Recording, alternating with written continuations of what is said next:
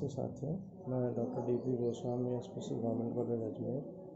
आज महाराणा सांगा के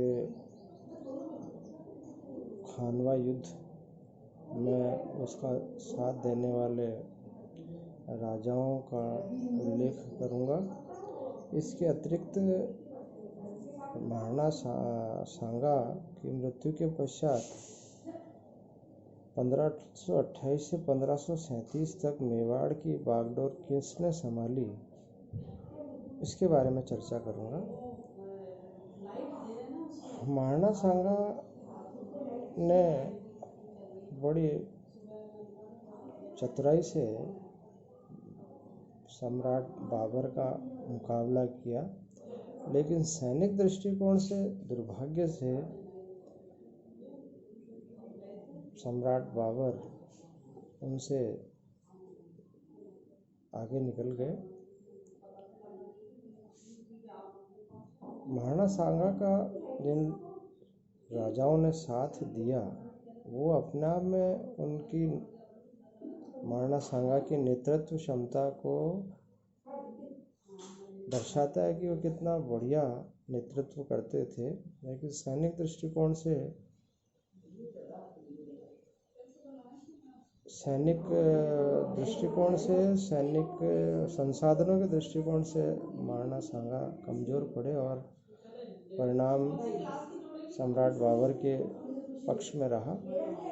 मारवाड़ के महाराजा गंगा सिंह, बीकानेर के जैत सिंह, जगनेर के अशोक परमार, चंदेरी गुजरात के मेदिनी राय, इब्राहिम का चचेरा भाई महमूद लोधी, मेवात के हसन का लोधी ने महाराणा सांगा का बड़ी निडरता से साथ दिया। लेकिन सहेलदी तंवर ने जो विश्वासघात किया उसका परिणाम ये रहा कि महाराणा सांगा को पराजय का मुख देखना पड़ा और उनको बसवा, जो वर्तमान दौसा जिले में, वहाँ जाकर अपने आप को सुरक्षित करना पड़ा।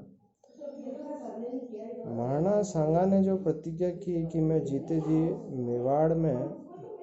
मेवाड़ की धरती पर पांव नहीं रखूंगा जब तक पुनः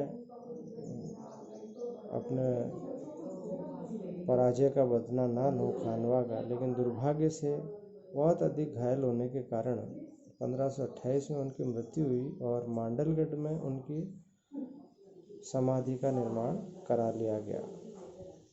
महाराणा सांगा के दो पुत्र थे, रतन सिंह और विक्रमादित्य।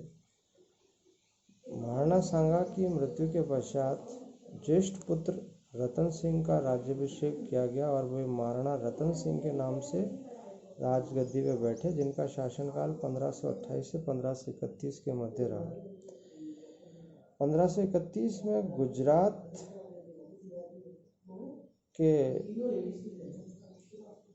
रास्ते में पड़ने वाले बूंदी राज्य के शासक सूरजमल से युद्ध करते हुए राणा रतन सिंह वीरगति को प्राप्त हुए, जिसके परिणाम स्वरूप उनके भाई विक्रमादित्य राजगद्दी में बैठे, जिनका शासनकाल 1531 से 1537 के मध्य रहा।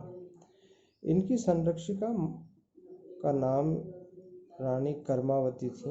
ये वही कर्मावती हैं जिन्होंने हुमायूं के पास गुजरात के शासक के विरोध युद्ध में सहायता के लिए राखी भेजी थी ताकि वह उनकी मदद कर सके।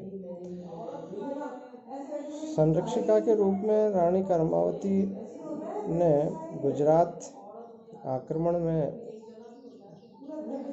बहादुर शाह से लोहा लिया, लेकिन पराजित हो जाने के कारण इन्होंने जौहर किया, और क्योंकि हुमायूं ने मदद समय पर नहीं पहुंचाई थी, इस प्रकार से यह मेवाड़ का दूसरा जौहर कहलाता है। पहला जौहर, जैसा कि आपको विदित ही है, रानी पद्मनी के नेतृत्व में किया गया था।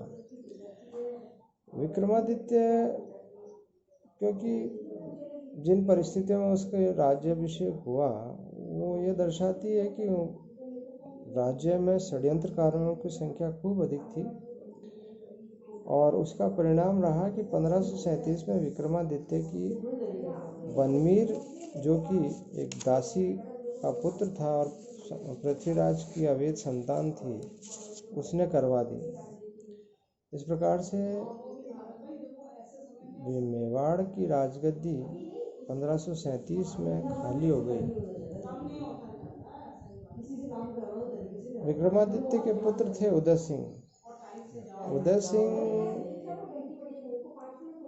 उस समय अबोध बालक थे और उनका रक्षा का कार्य धायमा पन्ना धाय द्वारा किया जा रहा था।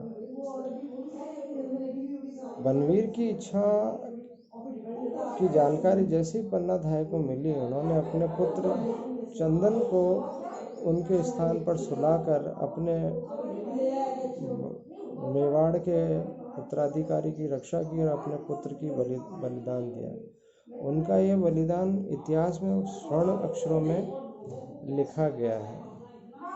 इस प्रकार से चतुराई से पन्ना धाय ने अपने उत्तराधिकारी की, अपने राजवंश के उत्तराधिकारी की सुरक्षा की और अपने बच्चे को बलि चढ़ाया। उनका ये बलिदान आज भी राजस्थान में बड़ी श्रद्धा के साथ देखा जाता है और वे इतिहास के पन्नों में अमर हो गए इस कृत्य से।